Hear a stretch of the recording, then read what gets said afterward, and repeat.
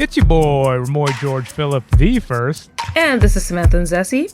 This is MASKulinity.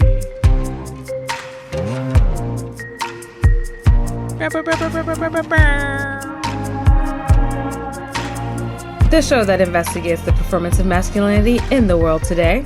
Okay, so at the end of the last episode, Yeah. you didn't answer my question about Drake. Remoy, I don't... Yeah? Didn't you hear me? Yeah, I think so. What happened to modeling good behavior? What are we talking about? He still doesn't listen. Okay. Wow. All right.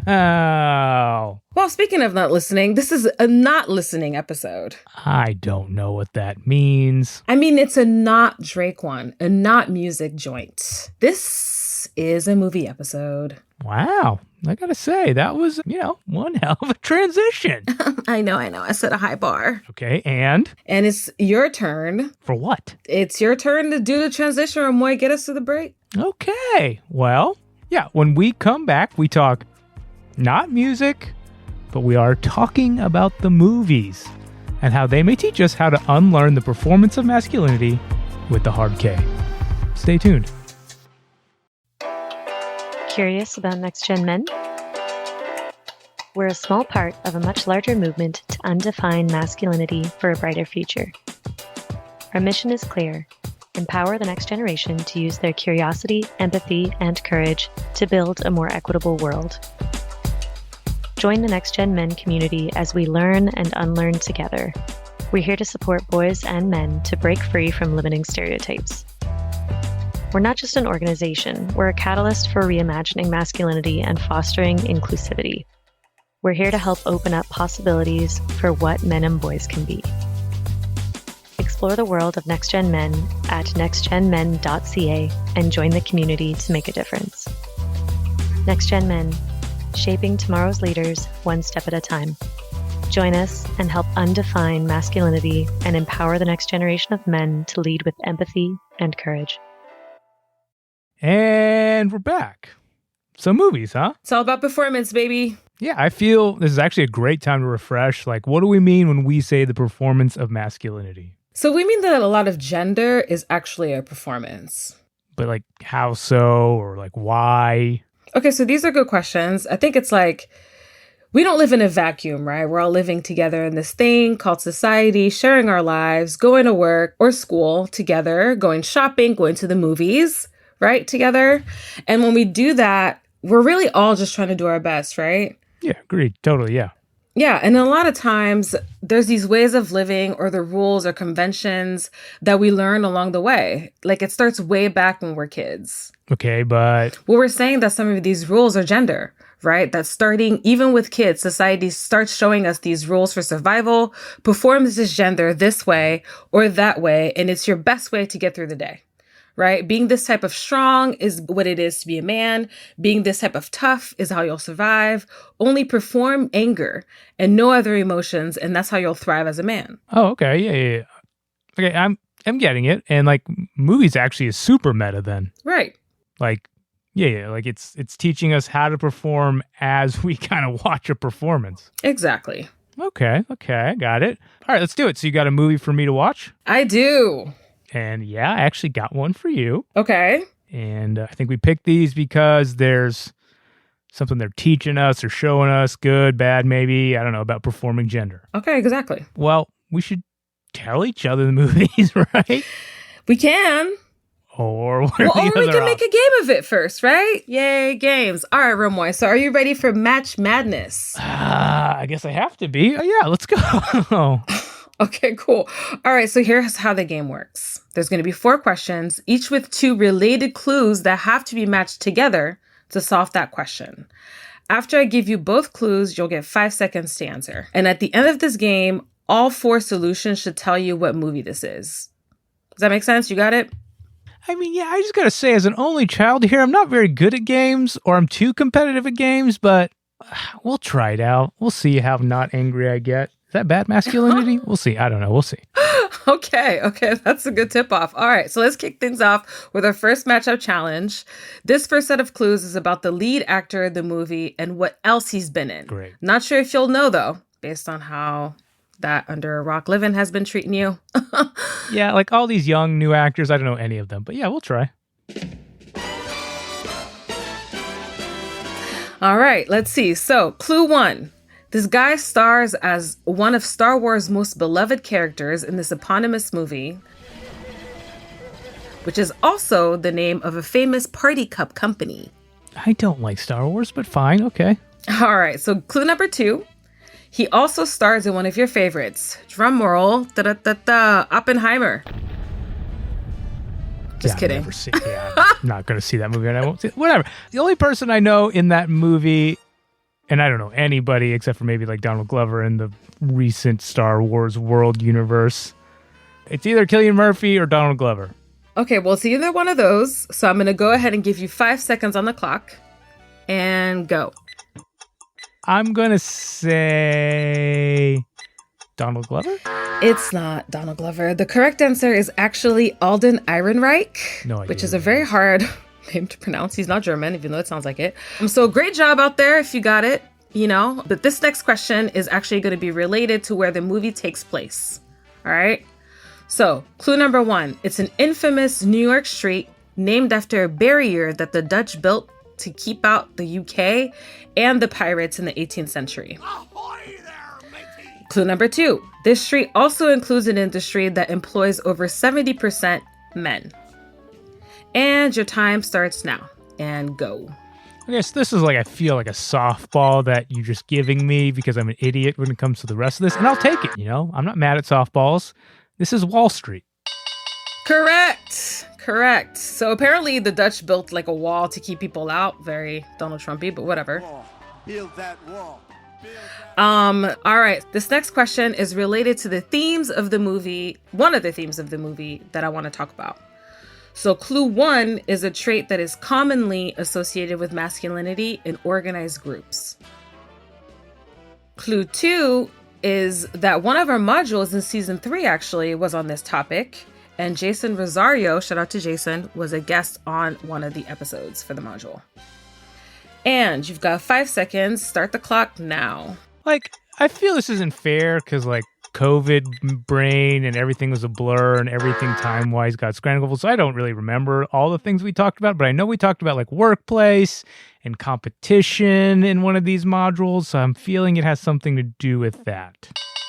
Okay, cool. So you're actually not far off. So you got workplace right. That's the answer to the second clue. And the first clue, technically competitiveness could have worked, but I was actually talking about leadership. So workplace leadership is one of the themes that this movie tackles. And last but not least, this is going to be a clue for the title of the movie. So clue 1, it is a Shakespearean phrase that's appeared in 3 of his works, including The Tempest. I mean, what would Shakespeare say if you were here? See, I'm going to stop you right here. I feel Samantha's writing this bit that I'm this writer, or she's poking the fact that I'm a fake writer and literary person. But that's fine. Keep going. Next clue, please. You don't have to pretend like you're not part of the literati. We already know. We know. All right. So clue 2.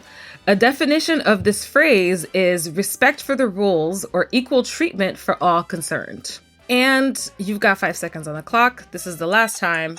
Yeah, I don't know Shakespeare, so but it feels as fairness, fair man, fairness, fair movie. I don't know.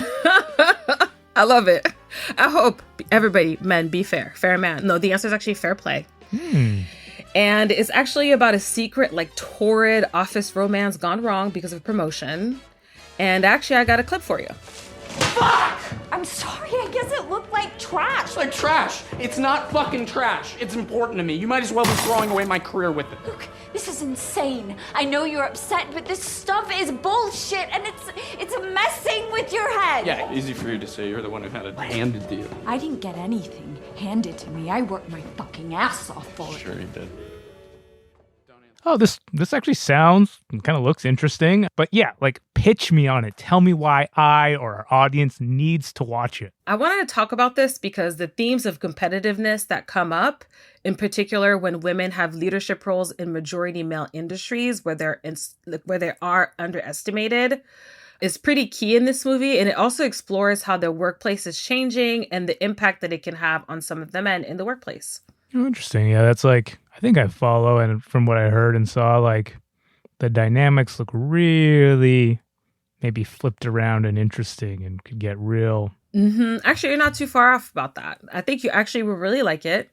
But yeah, I can't wait to hear what you think. In the meantime, though, it's your turn. Give me a movie. Okay. All right. Yeah, I got one. Is it Love and Basketball? You know me too well, but alas, I actually got a different movie. And so you came up with a great game, complex. I'm not that smart. So we're just gonna do 10 yes or no questions, and you, by the end of the 10 questions, you have a chance to get it. Maybe you get it earlier, maybe you get it at the end, or maybe you don't get it. Sound good? That sounds good. I guess. All right. Let's you know what? I'll give you like a little bit of foundation, a little bit of a hint maybe to get us going. Ready? Here's your clue. It stars one of our hottest, and this is completely subjective in my brain, one of our hottest, and I mean sexiest actors, and he's not American. All right? Okay. 10 questions starts now. All right. So is this an actor British, like from the UK somewhere? Yes. Is it Idris Elba? Absolutely not. But good guess. Is this an action movie? No. Remoy action movie? Would I recommend an action movie? Actually, now that you say it, yeah. Come on. Yep. Nah. Is it a comedy? No. Is it set in the US? No. Is it present time? No. But I mean, it's not far off. It's not like fantasy or anything. I'll give you that. Oh, is this an 80s movie? No. Or is it set in the 80s? No? Okay. No, but you're not far off. Okay, so maybe 90s. Oh, is it American Psycho? No, wait, that's set in New York. Damn it. Well, I'll say this. That movie is a movie that came out recently, but it's set in a time that's not now, but close to, if that makes sense. British actors, hot British actors, set recently, but it kind of in the past. You're doing a good job. We're figuring it out. Hot dudes. Shit, hot man. I don't want to even say hot, like beautiful, gorgeous, sexy. Ugh. Really? Oh my God. How do I not know this? Oh, no, Thor is Australian. Ew. Man. Wait, how many more questions do I have? 3. Or you just 3. did 7 so far. Okay, is it like about a historical event? No. How the fuck? What is this movie? Okay, 2 more questions. Oh, does it have Riz Ahmed in it? That's actually a very good question. And he'd be like number 2 or 3 on my list of like sexiest non-American men, but it is not Riz. Damn. And for side note here, once Samantha like sat in a cafe next to us and you spoke to him, right? Yeah, he was so nice. He was like so nice. Yeah. All right, last question. Dude, you got me. I have no idea what this movie is. Did it come out in theaters or was it like straight to streaming services? Oh, it came out in theaters. It did get the lead male actor an Oscar nomination. Oh, that's a good hint. No, it's not The Fabelmans. That's about Steven Spielberg. I will say this. It's an indie movie. Okay. So it was not the biggest of movies.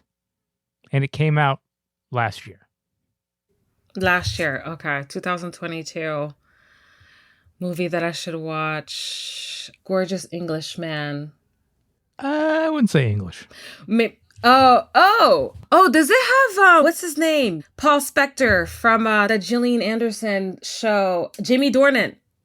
I fucking hate that guy.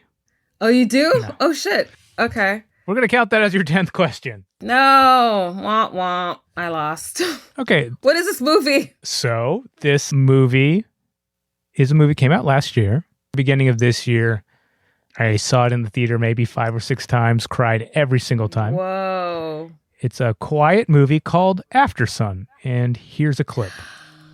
Oh, okay. I think it's nice that we share the same sky.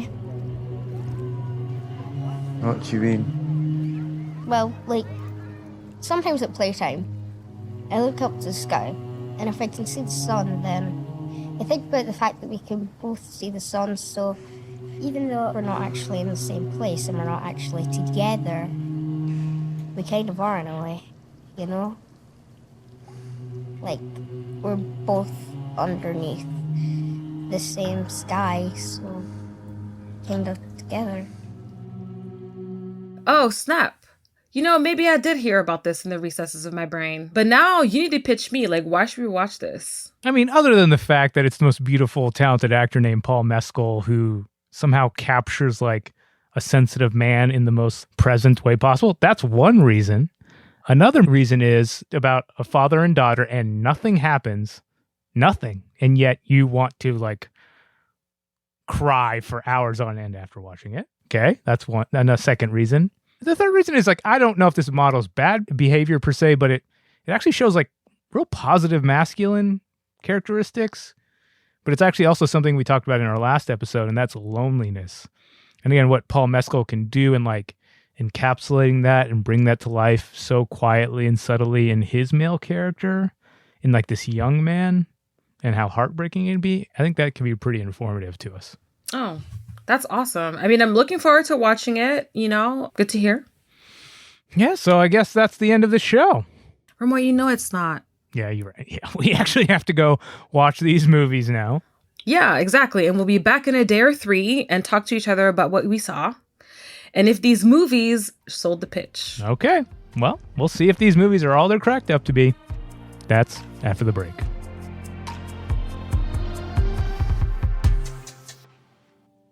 I actually found out later by a friend that Matthew tried to kill himself after that. What does it look like to go from a perpetrator of violence to an undaunted ally for those who are vulnerable? So, I mean, that made me feel really guilty, and I couldn't eat anything, I couldn't sleep, I couldn't do anything. I mean, I thought I deserved what he got. And that's when I started talking to you. This is the story of Lewis, a 12-year-old who went through a remarkable transformation to become the young man he is today. It's also one of the most powerful things I've ever recorded as part of Breaking the Boy Code, a podcast centered on the inner lives of boys and what it looks like for parents and educators to raise the next generation of men. Created in collaboration with Next Gen Men Podcast Network, listen to Breaking the Boy Code podcast wherever you get podcasts. And we're back. So we usually do like an interview conversation here, right? You mean I do, right? Yeah. Well, yes, but this means like you're interviewing me now. Like I got to get my microphone voice ready. Right? I'm not interviewing you, Remoy. Fine, break Remoy George Philip the first sensitive, delicate male boy ego. That's fine. Go for it. I'm going to add that to my resume for my day job search. Thank you very much. Okay, but we are still talking movies. A couple days ago, you and I both played a game and pitched each other a couple movies. What was the one I wanted you to watch again? After Sun. I feel like I have to say it more like, you guys will see what I mean. Like more morosely. I don't know if morosely is a word, but yeah. Samantha's saying things without saying things. But what was my pitch? Do you remember my pitch about why you needed to watch this movie or why this movie was important? So you said it was really beautiful and that it was about nothing, but it was about so many things. And it's about this guy's with his daughter, but there's so many like different moments about his pain and how it was important to just like watch that. That's what I took away from what you said. I said something to the effect of like nothing happens, but it destroys you. Do you concur? Or at least with half of it, part of it? Yeah. Some of it, all of it? I concur with all of it. Honestly, there was a bit of a heartbreak at the end. So for those of you who haven't seen After Sun, it's set in Turkey, and it's a man who takes a vacation with his daughter. And, you know, they have like a lot of really nice, tender moments. But essentially this movie is just about this vacation and the things that transpire. But nothing happens. But nothing really happens. I thought somebody was going to die, you know? So do you remember mine? Yeah. The quasi-erotic thriller toward business romance. But then there's like a power dynamic. So the movie that you asked me to watch was Fair Play. It's a relatively new drop on the Netflix, I feel. And it's about a romantic couple that work in some Wall Street firm, hedge fund, thing of that nature. And you think like the young male character, Luke, I believe is his name. He's about to get a promotion and he proposes to her and they're about to get married. And it's like, oh, and they're going to ride this wave of his getting promoted.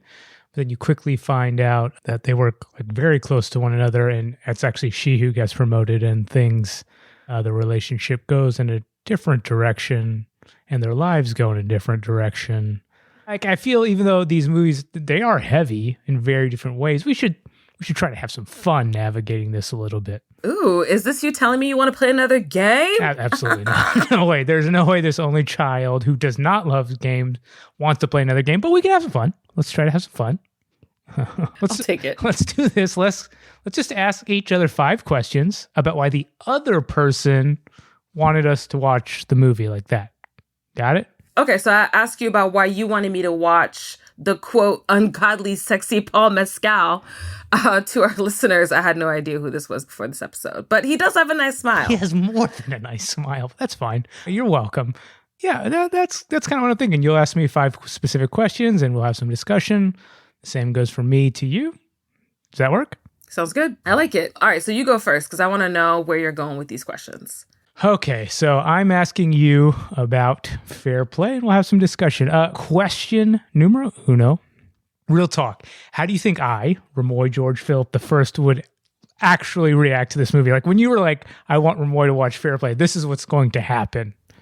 So after you like get over your annoyance with like hedge fund and Wall Street and everything capitalism and the ridiculous nature of the performance of masculinity all up and through the glass walls of this office, I think that what eventually comes up is this, wrestling in Luke, right? And like maybe a little bit of compassion for him not knowing how to deal with the situation, but also wanting him to be accountable. And, I know you well. And like, I feel like you're somebody who champions women in your life, women creators, women friends, which is like one of the dopest things about you among the many. And so I feel it's true. I'm not gassing you up. It's true. Remoy is pretty great. So I felt like you would have a point of like, damn, bro, like, do better.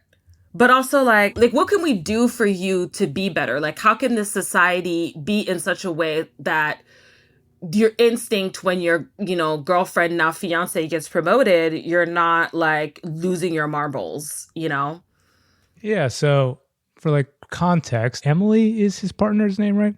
Mm-hmm. So Emily gets promoted. And initially, like in the first, like Luke is pretty supportive. They were both what you would call analysts. So they have like a project manager or program manager above them that's like pretty demanding, and it's a hyper masculine work environment, very competitive, kind of what you see in all the movies and TV shows for the last few decades of like Wall Street and finance.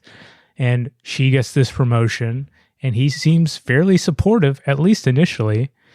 But then it's like a slow but quick spiral for him throughout. And the movie is interesting because it puts you, the viewer, in a very interesting perspective, and which character, Luke or Emily, is kind of in the center of the frame. So actually this leads me to my next question for you, Samantha.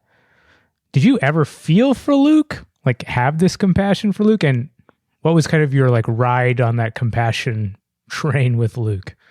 Well, it's funny you should ask, actually, because I feel like this episode will come out when you have already heard the conversation with Jonathan Reed, who is Next Gen Men's program manager.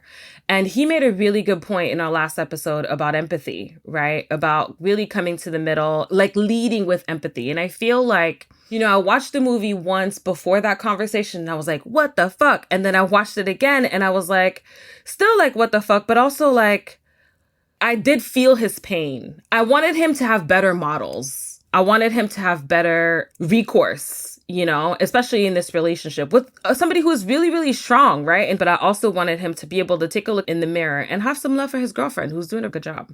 Yeah, I kind of had the same experience, but I also found myself like, I was like, oh, this is fascinating because very smartly told visual storytelling where it's using this male character who gets passed by, doesn't get the promotion, and he almost places him as this underdog, and you like are rooting for him to both be the supportive partner and not like break bad. And even as he kind of is breaking bad, you're rooting for him. But then you also see yourself within, or at least myself within kind of the typical patriarchal framework of like not wanting to root for her at times. And you're like, he deserves it. Like he was like, oh no. And like, so you find yourself, or at least myself, again, jostling between who you're even rooting for and wanting to be like empathetic, not even empathetic, sympathetic to his experience and plight. And then, yeah, it just keeps breaking bad. And there comes a point where you just realize you can't. But let me backtrack. Why'd you want to watch this movie in the first place? There were people talking about it. Did it just show up on Netflix? Did you know about it going into it? It showed up on Netflix. I heard some buzz about it. And it was essentially I'm really fascinated with the dynamic of, first of all, workplace, definitely leadership in the workplace. I've talked a lot about how like leadership is usually, associated with masculinity. And so in this particular movie, when it was going to be Luke going into this leadership position, it ended up being Emily. And so I was really interested in like what that does to their relationship. I kind of had an idea that it was going to go the way that it went, but I was really interested in it being depicted on screen, and also what people were going to say about it, like what the audience's commentary was going to be about the movie. So what has been, since you're on the internet a lot more than I am, what has been the commentary? So it's been interesting. So the reviews, the critics kind of tend to like this movie, the audience less so. You have a mixture of people making a lot of comments on what hedge fund culture, finance culture is actually like. You have a lot of people being like, well, this story's been told before, right? Like I said, for me, I kind of like, once I started watching the movie, I was like, okay, I kind of understand where this is going to go. And a lot of people felt that way. And it ended up being a little bit kind of cliche. The third one was a lot of dudes being like, well, she stole his job. Or what are men supposed to do? Like using kind of like big umbrella arguments rather than like focusing what's happening between these people in this relationship at the hedge fund. For me, I'm like, this is still an issue. So as long as it's still an issue, it needs to continue being depicted. And especially like, Netflix, that kind of accessible, popular movie really fosters a lot of conversation, which is great. Can I just say, if I had a partner who was making $500,000 a night, like, go for it. Great. I support you. I'll work for you. Yo. I will make you dinner. Maybe that's just a stage in my poor life where I'm at right now, but no, I get it. But there's like this modern element within specifically like kind of manosphere domain. But once his partner Emily gets promoted, he kind of starts looking for like support, and he finds support in like this specific life coach, self-help kind of book and experience. And that's when things really start to downturn, I think. What did you think about that? What it brought up for me was like, we were talking about like the radicalization of like men and boys like last episode. And I was like, this is giving very much that. Like using your power, being in touch with like, your strong self. And it's like, that's not really connected to like what people are actually, like the minutia of what people deal with in their day-to-day relationships, or professional or personal.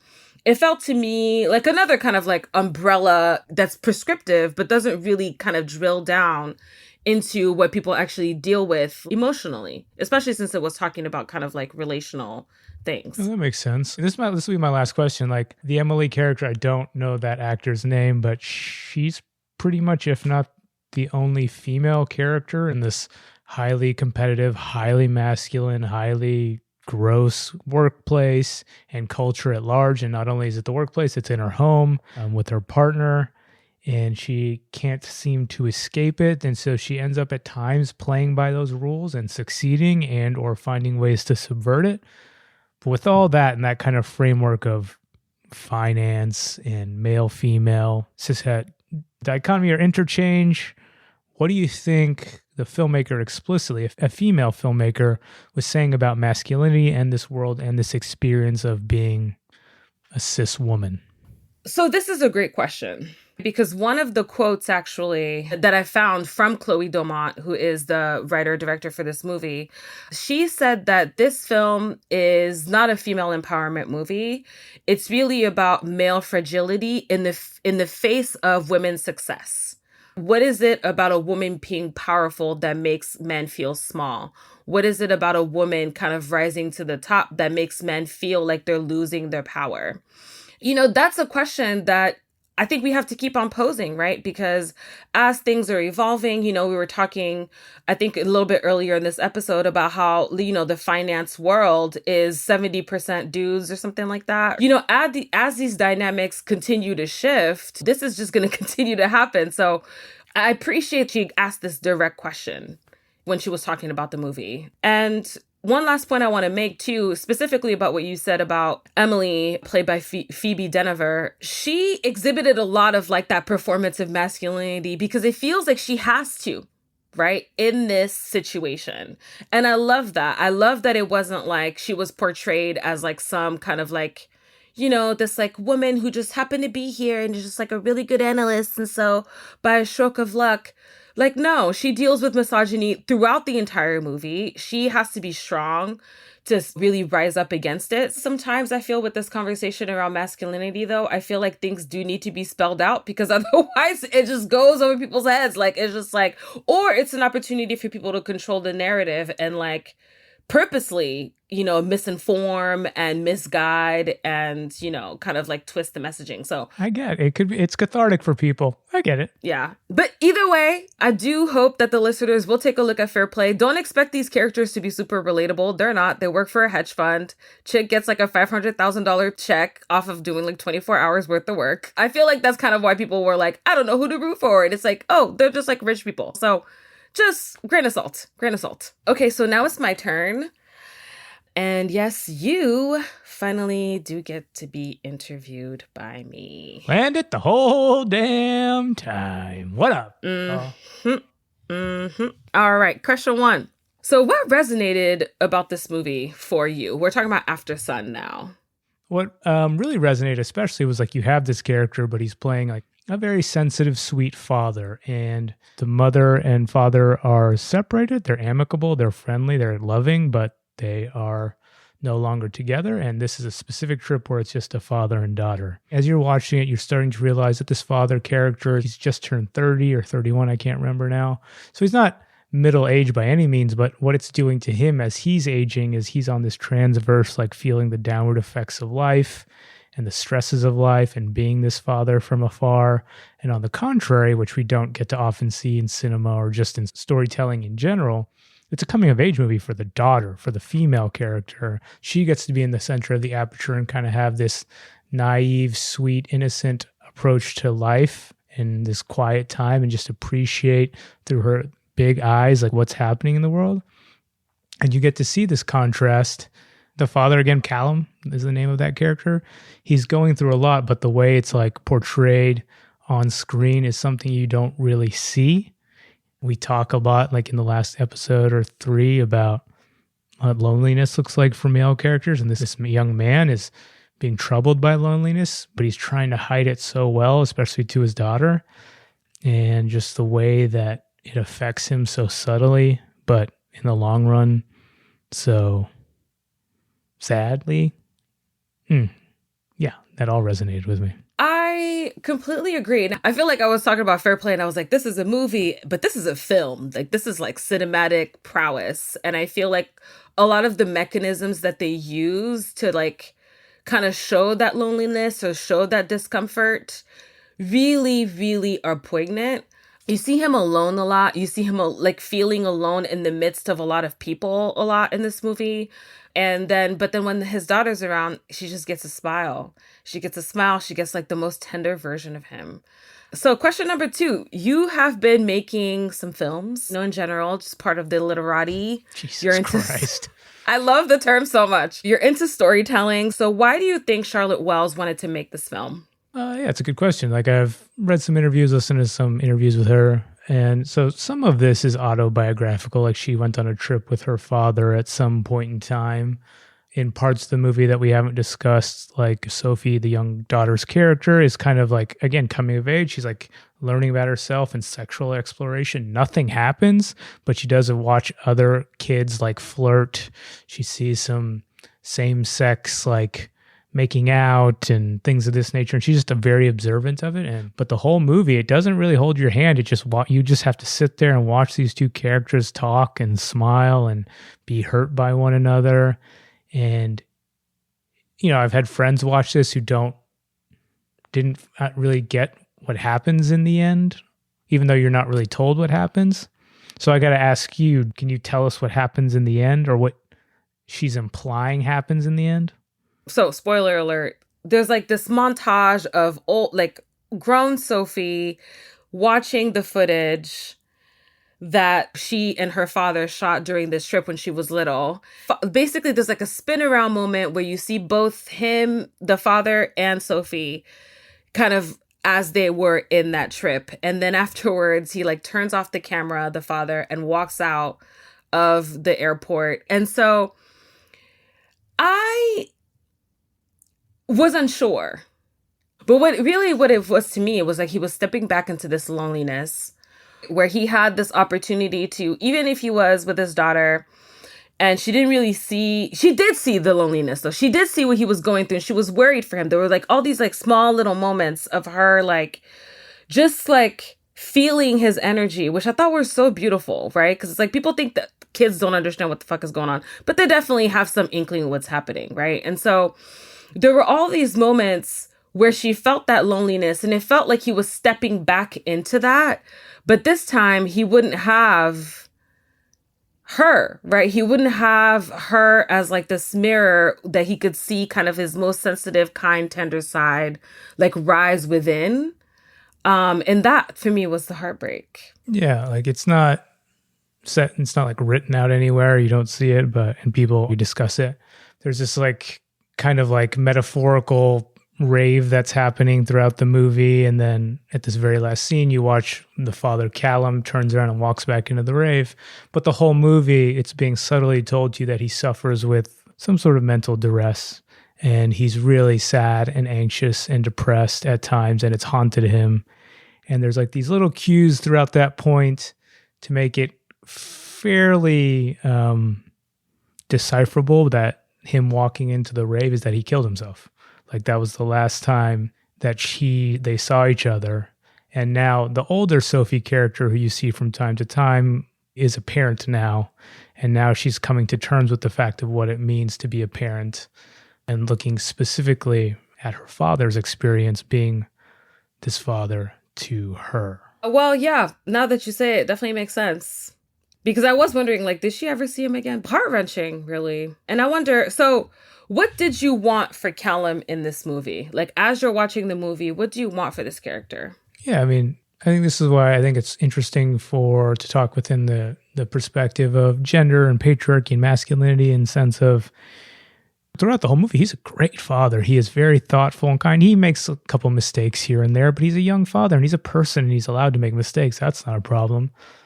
And he's trying so hard. He wants to be there, and he like apologizes at times when he makes mistakes, and he's so supportive, but he's struggling at the same time. And that's the challenge, because he's struggling and he doesn't know how to find support. He doesn't know how to talk about it. He's typical to like what we're trying to break here. He's internalizing everything and doesn't know how to access vulnerability to talk about it and to share about it, at least with what we're seeing. And we get to see, again, this loneliness. It kind of embodies what this loneliness that the zeitgeist is talking about for men in our culture, and like what it could look like and what it looks like to feel so alone but still put up a smile on your face, and or at times turn to like alcohol or running away or just any way to get out of it without being vulnerable to opening up about it and finding solutions, and how it still left a child alone. Another question, what did you want for Sophie? Yeah, I mean, for younger Sophie, I don't think I want anything else for her. I think she's having this like innocent experience, and she doesn't know it at the time that her father is going through so much, but she gets to like revel in the fact of like trying to like be his best friend and support him and love him and make him smile and laugh, but then also be a kid who doesn't know any better and is tired and is going to throw tantrums. But for the older Sophie that we see here and there, like looking back, it's a thing of like, what do we want for ourselves in a way? Like when we are wrestling, we're all, I know you and me specifically deal with stuff with our parents and with our pasts and our child, like looking back on our little childs. And now it's a matter of like, how do we use that as a tool to kind of deal with our present? There's one thing to like look back on it nostalgically or with sadness, but now how do we use that as a way to like navigate the present into the future?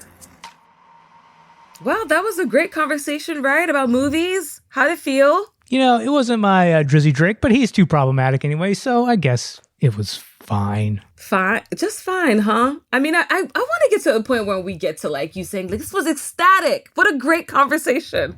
Do you know me? I know. I'm like, that's never going to happen. That's never going to happen.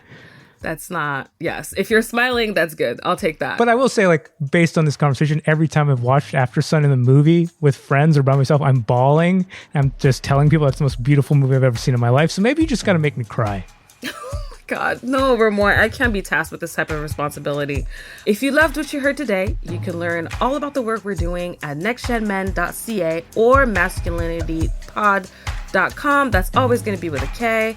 Also, check us out on the socials at Masculinity Pod. We have some fun ways we'll be interacting with you out there. And don't be a stranger. This is Samantha and Zessie. It's your boy, Remoy George Phillip, the first. Thank you for listening. We'll see you next time. Peace. Ciao. What can I ask you about? The NBA's coming back in like 2 days. No, it's now. It's happening now. Game 1's right now. Excuse me?